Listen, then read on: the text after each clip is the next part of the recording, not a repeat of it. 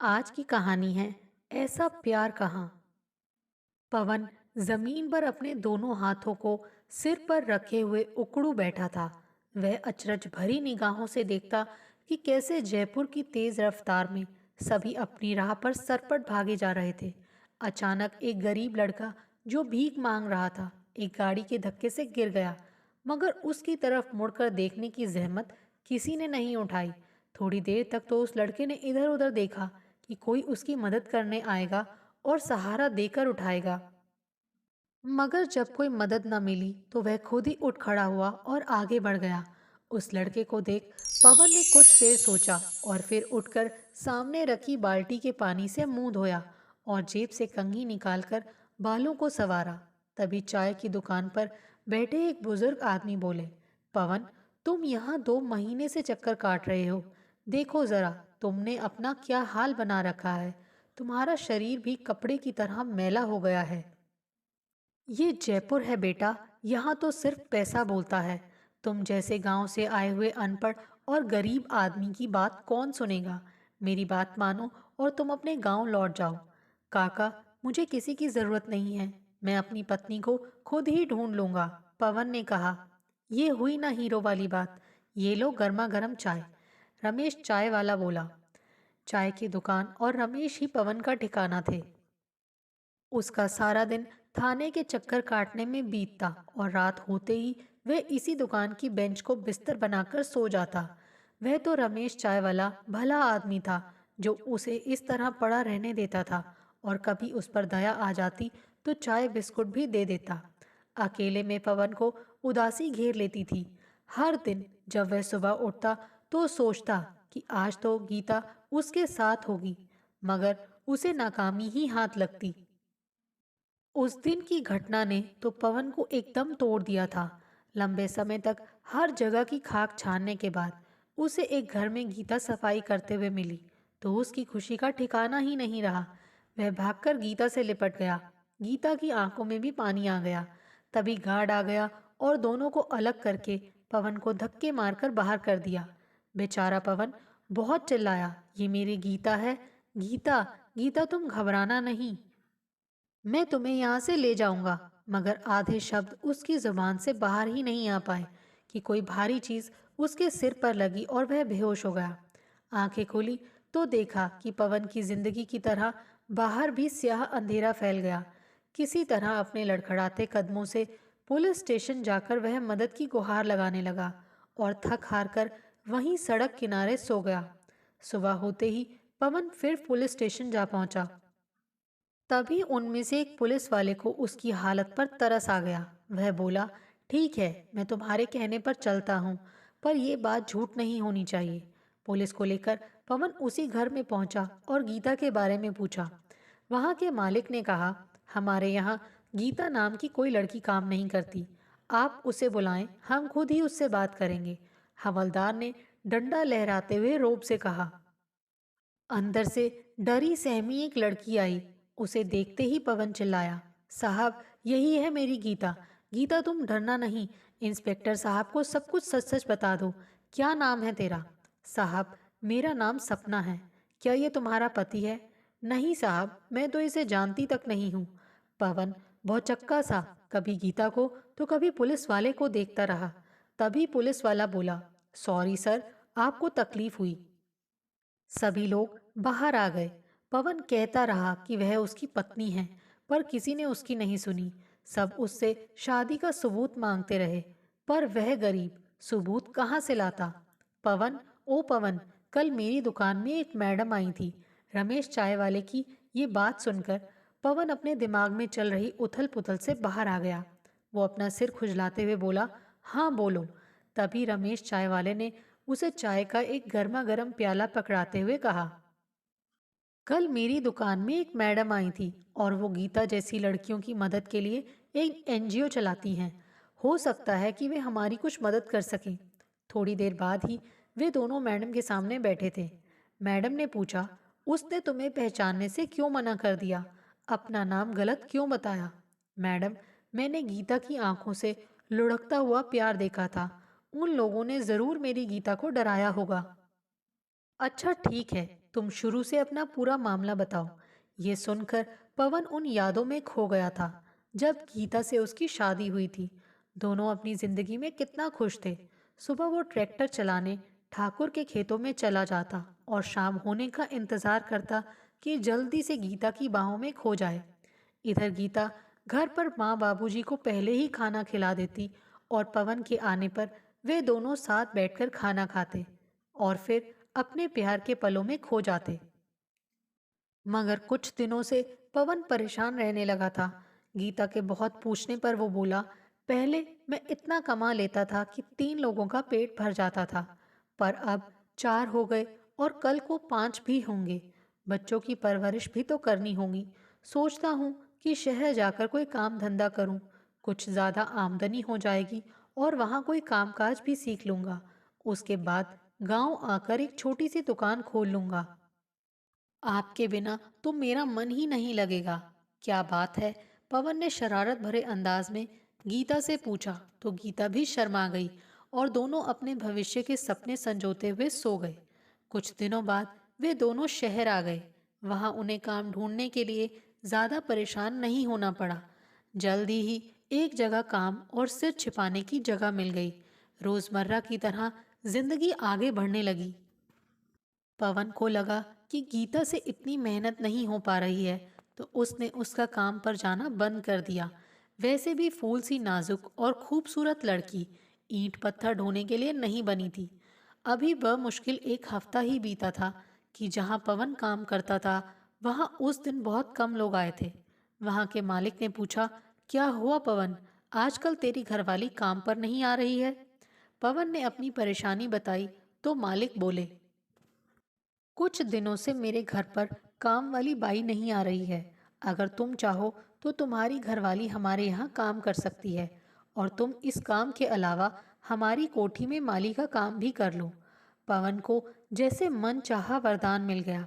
सोचा कि इससे पैसा भी आएगा और गीता इस काम को कर भी पाएगी।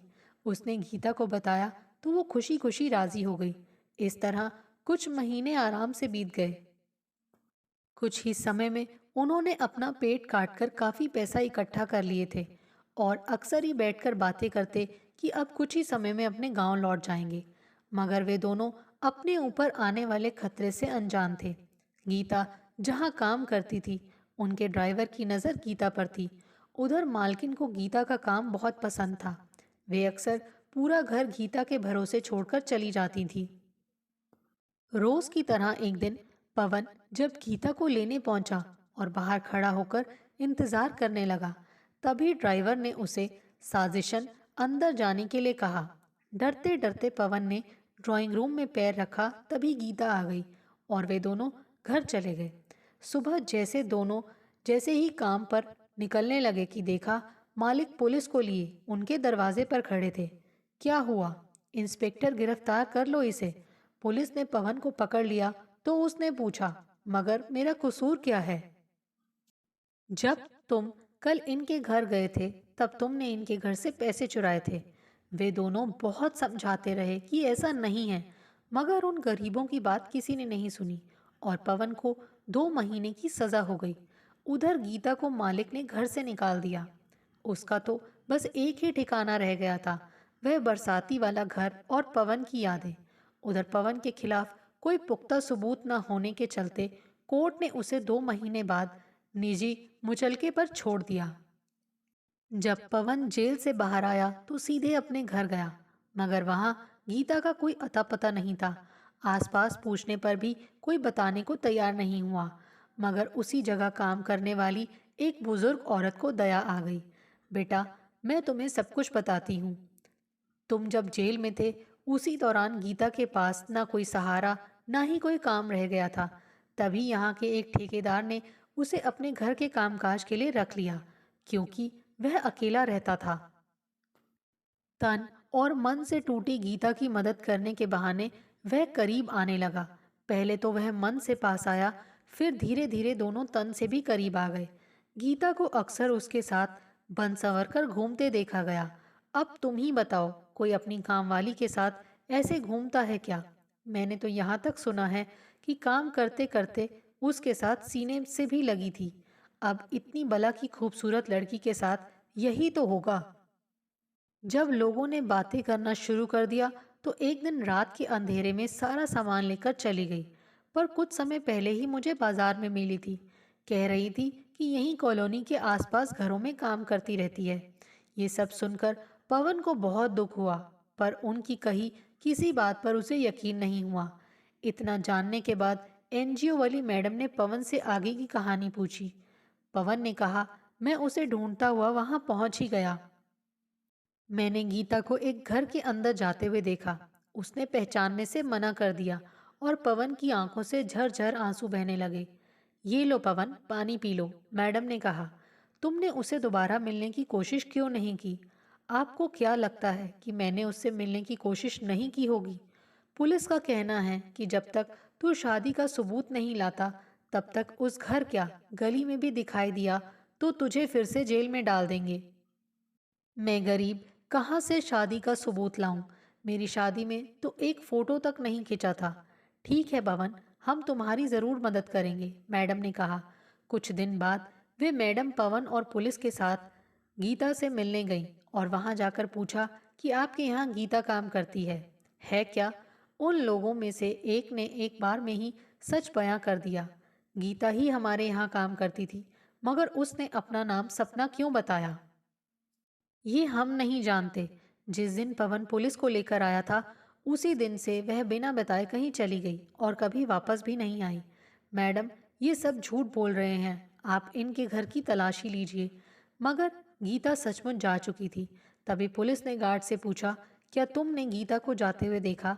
हाँ साहब, उसी दिन रात 10 बजे के आसपास उसे ड्राइवर से बातें करते हुए देखा था।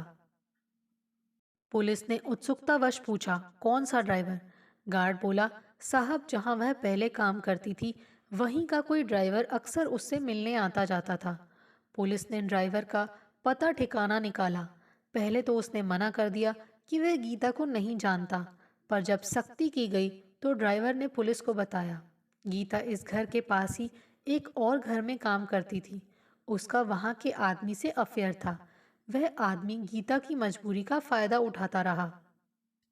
उसके उससे नाजायज संबंध थे। उसने तो गीता को अपने ही मकान में एक छोटा कमरा भी दे रखा था।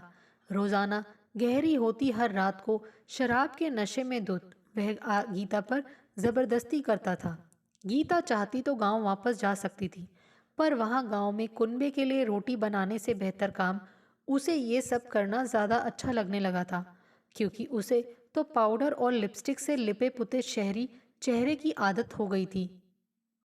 मगर जब प्रेमी का मन भर गया और उसमें कोई रस नहीं दिखाई देने लगा, तो एक दिन चुपचाप अपने घर में ताला लगाकर चला गया।